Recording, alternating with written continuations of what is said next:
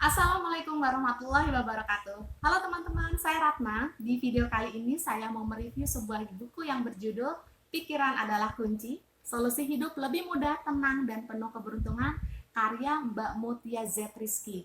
Ya teman-teman, pasti di antara kita semua pengen banget hidupnya tuh sukses, hidupnya tuh bahagia, hidupnya tuh tenang, damai, dan juga mendapatkan apa yang kita inginkan. Nah ternyata semua itu based on riset ya, sudah diteliti bahwa pikiran kita itu bisa membantu kita meraih apa yang kita inginkan. Jadi riset para orang-orang sukses di dunia itu rata-rata mereka menggunakan pikirannya secara optimal untuk mendapatkan apa yang mereka pikirkan.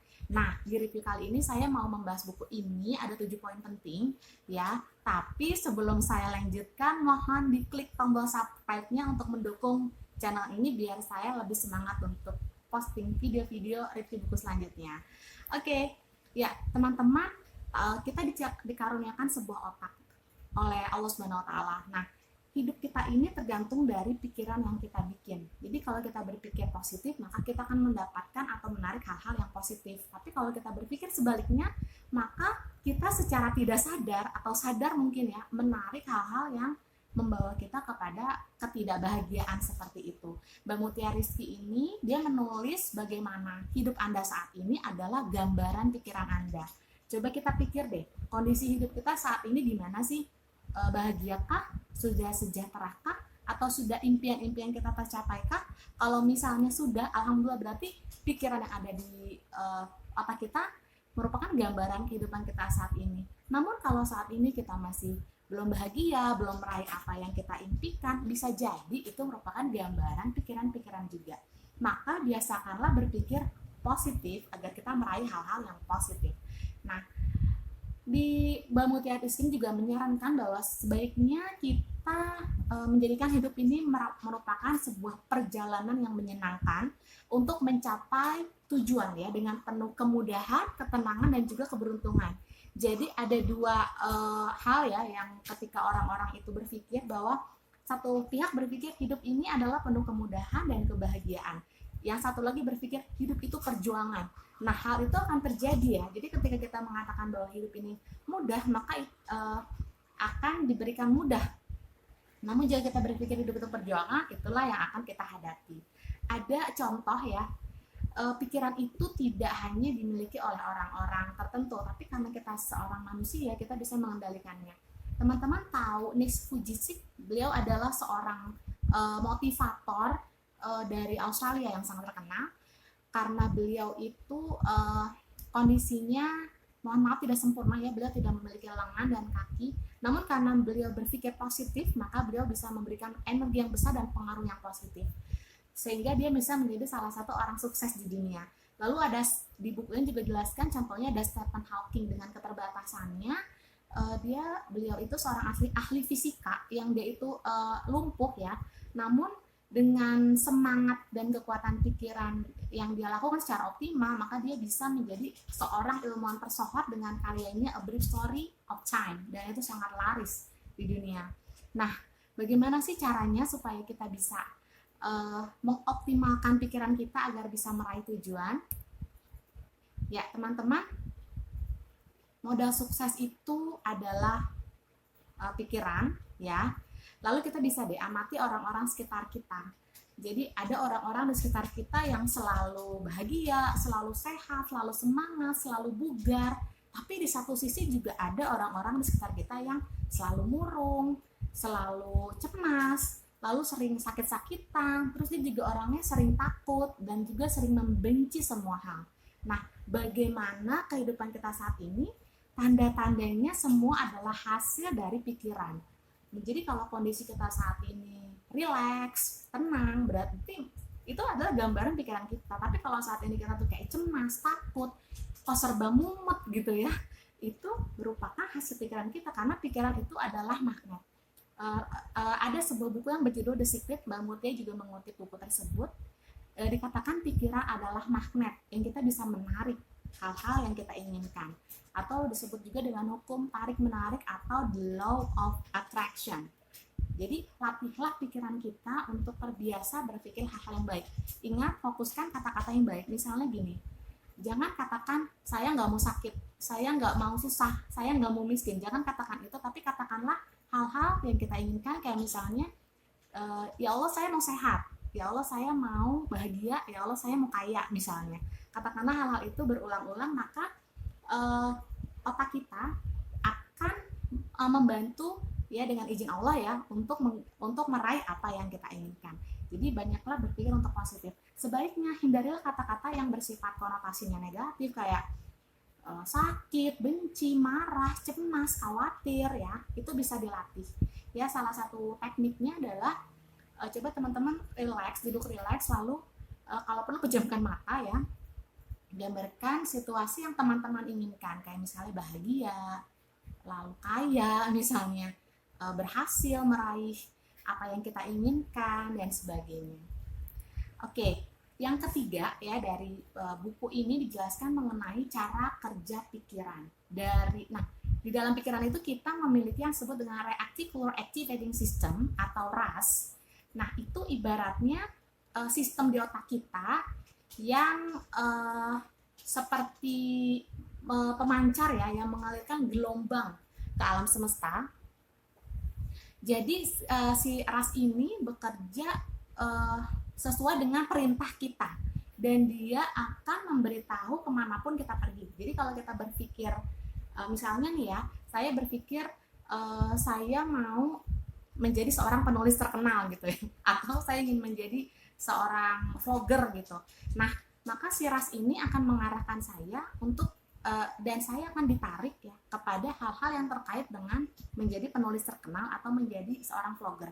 Bisa jadi dipertemukan dengan para penulis misalnya, atau bisa jadi dipertemukan dengan kursus-kursus menulis atau orang-orang yang terkait. Itu adalah cara kerja RAS. Nah, RAS itu atau Reticular Activating System itu penelitian secara ilmiah, dia bekerja sesuai dengan keyakinan kita. Makanya kita sama Allah ya, kita ketika berdoa harus yakin gitu. Maka doa yang diterima itu adalah doa yang yakin, bukannya doa yang lalai, karena Allah akan mengabulkan doa yang lalai. Jadi ketika kita berdoa, kita bayangkan bahwa kita sudah mencapai kondisi tersebut. For example, kalau misalnya kita, ya Allah saya mau kaya misalnya, bayangkan diri kita tuh merasa keberlimpahan misalnya, lalu kita juga bisa bersedekah dengan berapa banyak orang dengan harta yang kita miliki. Bayangkan misalnya rumah yang seperti apa kita inginkan, bayangkan kendaraan seperti apa misalnya yang kita inginkan. Nah, contoh hidup yang mudah, kalau kita berpikir hidup itu mudah dan menyenangkan, maka itulah yang akan kita dapatkan. Tapi kalau kita berpikir hidup itu ada perjuangan, maka hal itu juga yang akan kita dapatkan. Jadi cara berlatihnya salah satunya adalah dengan melakukan visualisasi atau menggambarkan apa yang kita inginkan.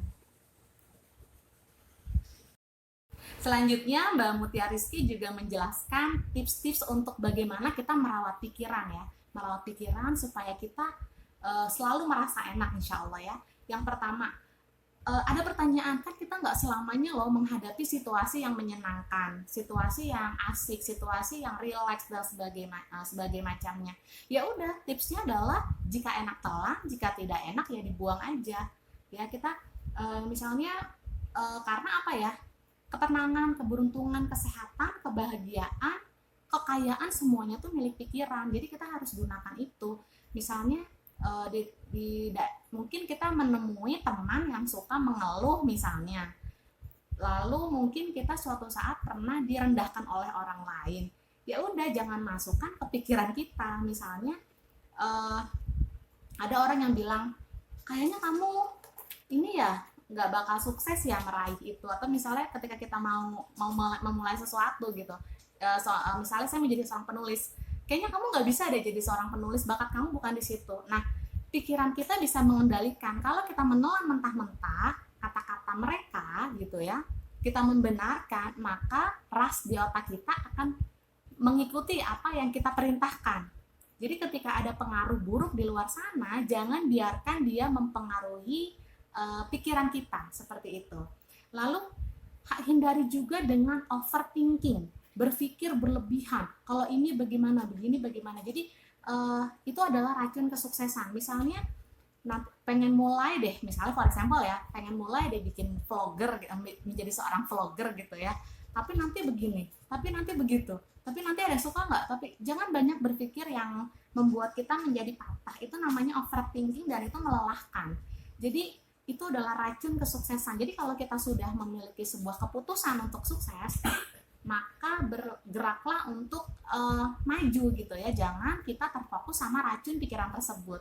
Lalu yang selanjutnya Mbak Mutiarisi juga menjelaskan di buku ini mengenai milikilah sifat yang tenang dan rileks. Ternyata rileks dan tenang itu mempengaruhi loh situasi kita. Saya dulu ya waktu masih zaman sekolah, saya punya kebiasaan ketika mau menghadapi ujian, saya tuh kayak sakit perut gitu, kayak stres. Jadi stresnya tuh menghadapi ujian kayak panik gitu. Jadi setiap dari SD sampai SMP tuh kayak gitu, nggak, pokoknya nggak rileks gitu. Nah ketika SMA saya mulai, ketika menghadapi ujian saya mulai berpikir Bismillah, saya bisa tenang, konsentrasi, hasilnya bagus gitu. Akhirnya saya mengubah, dan alhamdulillah sejak SMA sampai kuliah sampai sekarang bekerja, dan saya juga seorang mahasiswa ya, hal itu jadi kecemasan itu berkurang. Walaupun memang kita menghadapi beberapa hal yang itu ya lumayan menantang gitu, tapi kalau kita tugas-tugas itu lumayan menantang dan berat tapi kita hadapi dengan rileks, maka hal itu akan menjadi lebih mudah kita hadapi. Lalu merawat pikiran selanjutnya adalah tetaplah positif di antara penggerutu. Teman-teman mungkin ketika kita bergaul dengan banyak teman, ada loh teman kita yang biasanya ngeluh aja kerjanya.